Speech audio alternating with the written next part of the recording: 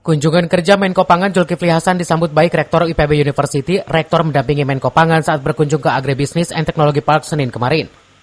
Rektor IPB University Arif Satria menjelaskan IPB telah mengembangkan varietas padi unggul seperti padi IPB 3S yang jumlahnya mencapai 12 ton per hektar, jauh di atas rata-rata nasional, sekitar 5 hingga 6 ton per hektar. Namun yang menjadi masalah ada di perbanyakan benih. Uji coba di wilayah Subang, Jawa Barat dan berhasil meningkatkan produktivitas varietas hingga 32% menggunakan teknologi digital seperti drone dan pendampingan intensif kepada petani.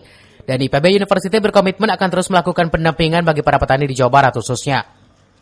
Pendampingan ini merupakan kunci untuk mendorong produksi pertanian nasional. Kolaborasi IPB University dan pemerintah akan diperluas untuk mendukung program makan siang gratis. IPB University siap mendukung program pemerintah dan mengerahkan teknologi serta sumber daya manusia untuk mencapai swasembada pangan. Ini teknologi IPB, ternyata IPB kok banyak sekali teknologi, termasuk varietas unggul.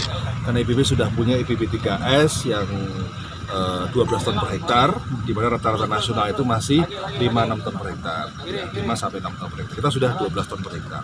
Nah, oleh karena itu, beliau tadi bertanya, problemnya apa kok di nasional produktivitas belum setinggi itu? Ya, problemnya satu adalah memang perbanyakan benih. Jadi saya kira kita perlu ada solusi perbanyakan benih, yaitu produksi benih ini sangat penting sekali. Jadi investasi dalam bidang perbenihan nasional ini menurut saya harus didorong menjadi prioritas nasional. Karena varietas unggul apapun kalau tidak ada usaha di bidang produksi benih, maka tidak akan bisa meningkatkan produksi. Dari Dramaga Kabupaten Bogor, Iman Abdurrahman melaporkan.